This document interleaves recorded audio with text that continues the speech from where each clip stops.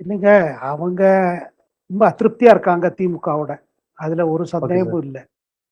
Okay. அதனால தான் ராகுல் காந்தி காங்கிரஸோட எதிர்காலத்தை வைத்துக்கொண்டு சில கோரிக்கைகளை வச்சாரு. அதுல என்னன்னா, ஆட்சியில பங்கு குடுங்கன்னு. நாங்க உங்களுக்கு 2006லேருந்து 11 உங்கள சப்போர்ட் பண்ணலையா? உங்கள்ட்ட மைனாரிட்டி கவர்ன்மென்ட் நாங்க சப்போர்ட் பண்ணியிருக்கோம். இப்ப தொடர்ந்து இந்த மாரி நடக்கும்போது, எங்க கட்சிக்கு என்ன ஆயிருக்கு இந்த 5 ஆண்டு காலம், இன்னைக்கு நிலைமை என்ன இருக்குன்னா, இங்க வெளியில மீடியாலலாம் ஒரு ப்ரொஜெக்ஷன் என்னன்னா, திமுகக்கு ஒ ரொம்ப அமோகமா இருக்கு. ஒண்ணும் யாருமே வீழ்த்த முடியாது. இதுல எல்லாரும் போயிடுவாங்க. நாங்க தான் திருப்பி வரோம். அப்படி இப்படின்னு நல்ல பில்டப்.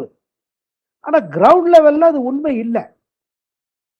அத காங்கிரஸ் தலைவர்களும் ராகுல் காந்தி சொன்ன பிறகு தான் அந்த கோரிக்கை வச்சிருக்காங்க. இங்க பாருங்க. இப்ப எங்களுக்கும் ஒரு ரெஸ்பான்சிபிலிட்டி வேணும் இல்ல. இப்ப 5 ஆண்டு காலம் உங்க ஆட்சியில இப்ப கடைசியில நீங்க இதெல்லாம் குடுக்குறீங்க. இதுக்கு 1000, அதுக்கு 1000, இதுக்கு 2000, அதுக்கு 3000 இதெல்லாம் இதெல்லாம் எதுக்கு தேவைப்பட்டது? ஏன்னா நீங்க செய்ய வேண்டிய காரியம் செய்யல. 5 ஆண்டு காலம் என்ன நடந்திருக்கணுமோ அது நடக்கலையே. இப்ப நீங்க என்ன நினைக்கிறீங்க? தேர்தலுக்கு முன்னாடி இதெல்லாம் குடுத்தா நம்ம மேனேஜ் பண்ணிடலாம்.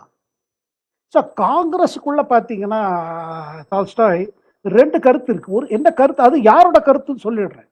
ஒண்ணு ஓகே சார். யார் இப்ப எம்எல்ஏவா இருக்காங்கிறவன். ம். அப்புறம் கட்சி தொண்டரா இருக்கிறவங்க இருக்கான் பார்த்தீங்களா? எம்எல்ஏலயும் பார்த்தீங்கன்னா, ஒரு குறிப்பிட்ட எம்எல்ஏ யாருக்கு திமுகவோட 5 ஆண்டு காலத்துல லாபம் அடைந்தவர்கள். இங்க பிசினஸ் கான்ட்ராக்ட், அந்த கார்ப்பரேஷன் கான்ட்ராக்ட், இப்ப சென்னை மாநகராட்சியில கான்ட்ராக்ட்ல கிடைச்ச இப்ப நம்ம டிஎன்சிசி தலைவர் செல்வ பெருந்தகை அவருக்கு நிறைய கான்ட்ராக்ட்ஸ்லாம் இருக்கு. அந்த மாதிரி லாபம் அடைந்தவர்கள் காங்கிரஸ் தலைவர்கள்.